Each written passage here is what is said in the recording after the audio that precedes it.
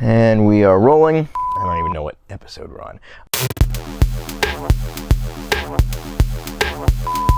Hey everybody, welcome back to the Torchinsky Files.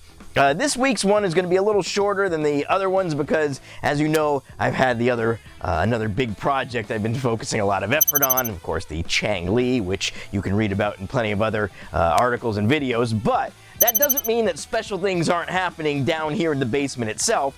And what I've got for you today is something that is really pretty special. And it has to do with how wonderful this job actually is and how lucky I am to have it. Because a part of this job means that I've gotten to meet many more of my automotive heroes than I ever would have thought possible. And this time, I've gotten to meet someone, he's important to me because he's designed a car I've always loved ever since I was a kid. And the car, of course, is the Brubaker Box. And the person behind the Brubaker Box is Curtis Brubaker, whom I've been in contact with ever since I wrote about the box a couple years ago. And just a few days ago, I was sent in the mail a couple of amazing things from Curtis that I want to share with you today because they're just exciting and fun. And if you don't already know about the Brubaker Box, that's terrible, and we're going to solve that problem right here and now. So, here's what Curtis sent me. He sent me some original, this would have to be from like, I guess the early 70s, probably like 72 or so, marketing materials for the box. So I got this little brochure which we'll go through, a copy of the car and driver review, which would be from, March 1972. So all this would be from 72, the first year of the box. And then most excitingly, he sent me this amazing poster, he even signed it. We worked together on Bo Bachman's new show on the Discovery Channel where they actually rebuilt an old box. And anyway, so during that period, he found this stuff and he sent it to me, and I was really excited. So I want to share this with all of you because you guys, we're tight. You're my pals, and you get to see all the good stuff. So let's talk about the box, for example. So let's just gaze into this wonderful poster for a few moments and enjoy the intense 70s orangeness of it. And just really drink it in. The box, as you can see, is a small van-like car. Now, the interesting thing about the box is that it's actually based on a Volkswagen Beetle chassis. And what Brubaker was doing is he was inspired by old VW buses that he saw surfers driving around and using, but he felt those were getting a little outdated. Even back in 72, he felt these old buses that people were driving around and using were a little outdated, and he thought the fundamental VW platform would still be a great place to do a more modern, updated version of the van. And that's, again, where the Brubaker Box was born. Now, he did it in a very different way, and the design of the box is what's really so exciting. And let's, here, we'll look at this old advertising supplement about the box. And it was not just marketed as something for surfers. You can see they were really trying to push it to like all kinds of people. That's the whole theme of this thing, is that there's like, some early 70s equivalent of proto-yuppies and a sports car guy in a leather jacket and a very, the kind of mom who listened to a lot of like a Prairie Home Companion and her kids on there, a surfer guy, of course, a fisherman. They're just saying, look, a box, a van is just a great vehicle for doing literally anything. And this is a concept I fundamentally agree with.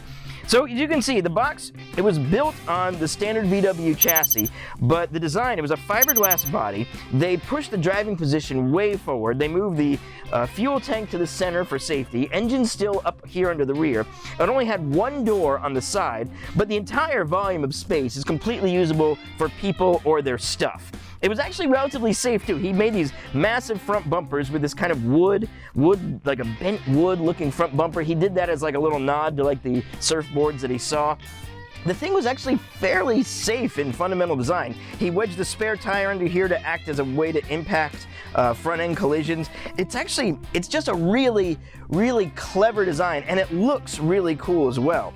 And you can see in the rear, so the inside had like a rear bench seat that like wrapped around the rear and had like this ottoman that covered, I think it actually covered the fuel tank area. So you had like a whole little mobile room on wheels lounge area going on in here. It's just great.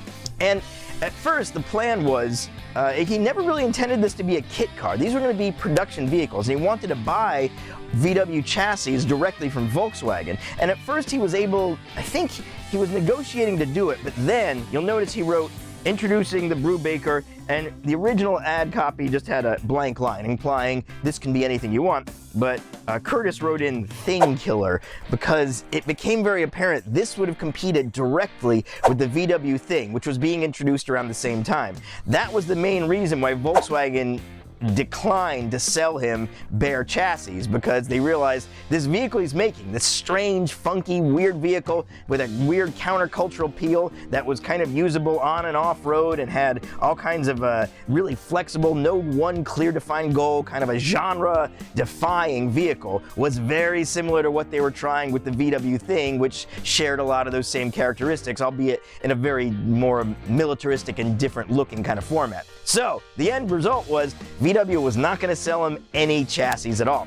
He did try to build a few by buying whole Beetles, taking off all the parts, selling off the parts he didn't need, and building cars from there, but only a very few were built. About 25 more were built from a company called Automotive. They did eventually build about 25 of these things, but they've never been very common. And talking to Curtis, he's apparently working on some modernized version of the box, which I think would be a very exciting thing to see. Let's peek again here at the at this wonderful poster where you can just really appreciate the box was low. It wasn't like a usual VW van. It was low and it felt more sports car-y than an old microbus. You still had a lot of room, just not quite the same height kind of room. It was the underbody had a lot of ground clearance and good, approach and breakover angles. So it actually probably would have been fairly capable off-road, although I don't really know if anybody's ever Baha'd or anything like that Brubaker Box. And if you look at it here, on the back of this poster, it gives all kinds of the specs. And most of them are just very standard VW specs, using the 1600cc engine, 10.6 gallon fuel tank. All of these things are completely Volkswagen stock stuff. But one thing that's interesting is the unladen weight is 1510 and the curb weight is 1610, so just over 1,600 pounds. I think this is about 200 pounds less than a Beetle of that era would have been. So even using the completely stock engine, which made SAE brake horsepower of 60 horsepower back then, I think if you actually rate it in modern standards, it's close to like a 50 horsepower engine. But 1,600 for 50 horsepower isn't that bad, and there were so many ways to hop up VW engines. You probably could have made this thing go pretty quickly. It's a fascinating vehicle. It's a shame so few of them were built, because for something that has as limited run, I feel like it's incredibly notable. And then just, on a personal level, having a signed poster from Curtis himself, Jason One Box Torchinsky, that's a pretty good nickname. I like being known as One Box Torchinsky because I'm a big fan of the one box school of automotive design. One big box you can do anything in. This is just an extremely exciting thing for me. And of course, you guys, I want to share this kind of thing with you because it's exciting. And looking at this old brochure, it's amazing that they were, at least for a while, thinking about pitching this to everyone. Can you just imagine for a second? Imagine this sweetly dorky looking mom and these two kids. Imagine if this was your family car growing up. Just think about that. All these other kids are rolling around in colossal station wagons, or maybe the occasional Corolla, or maybe an AMC Hornet, and your mom is rolling up in one of these with metal flake gold paint. How cool would that be? Oh, and speaking of AMCs, it's interesting the parts he reused on the Brubaker box. The windshield, I believe, is from a Hornet. The rear window was from a El Camino, I think. And he was using taillights from a Datsun pickup truck. He made really good use out of existing bin parts that he could get. And the end result, I mean, to this day, you see a Brubaker box anywhere, it still feels like something out of the future. So, yeah, it's an exciting vehicle, and I'm just delighted that Curtis was nice enough to send me this stuff, because this kind of thing actually means a lot to me. So everybody, go out, research Brubaker boxes. If you happen to see one in person, consider it a wonderful thing, and make sure you get up close and really inspect it, because it's an amazing thing. And we'll have more fun stuff in the basement soon. So thanks for sticking around, everybody.